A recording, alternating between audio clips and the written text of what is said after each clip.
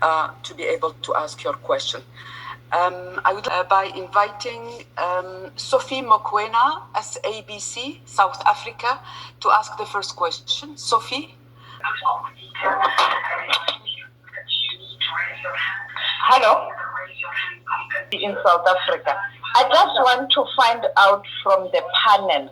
We know that during the Spanish flu in 1918, the pandemic was deadly to senior citizens and later to young generations because of the very same problem of perhaps the change of the virus itself. Did the scientists, particularly people with a better know-how, not anticipate that this virus will mutate and we might have problems, so that the developers of the vaccine and manufacturers must take that into consideration? Because what guaranteed we have that during the third wave, it will not have another form, and previous vaccines won't be effective. Thank you. An actual virus causing influenza at that time. So therefore, there were three distinct peaks in terms of age groups in the 1918-1919 pandemic. We had the classic peaks in the younger, very young, and classic peaks in the very old. But what we had very unusually was a huge peak amongst young individuals, particularly amongst young men. Some of that may have been due to the virus, some of that may have been due to the mixing of people and the bringing together of young men in camps.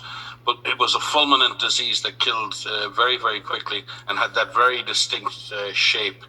The first, second and third waves, the second wave was larger than the first wave, and again, we don't know that, but the virus may have becoming more fit to the transmission in the human population in a first wave, may have been better adapted in a second wave, and that's what happens.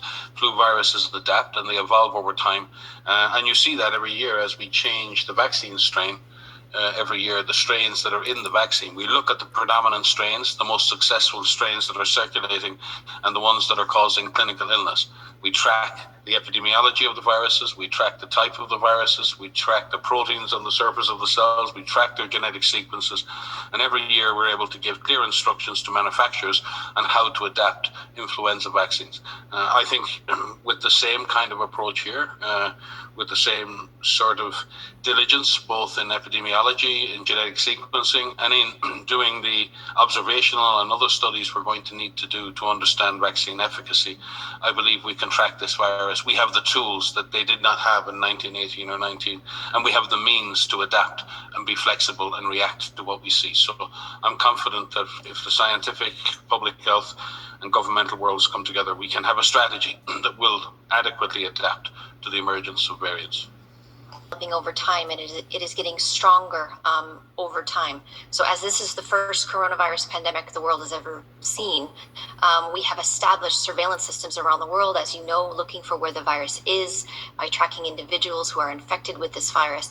But along with that, scientists and virologists have been tracking the virus itself and any changes in the genome of the virus itself, looking at mutations and the virus evolution, which is a natural process for all viruses and all pathogens.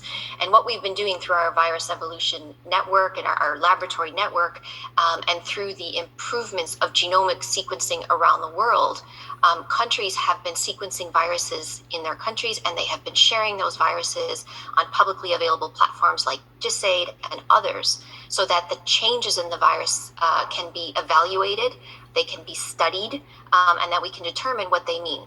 Because even if viruses change all the time, what is really critical is to have an assessment framework in place so that we can determine if any of these changes reflect or result in a change in transmissibility, reflect any changes in disease presentation and severity, and importantly, if any of these changes have any impact on available and future diagnostics, therapeutics, and vaccines.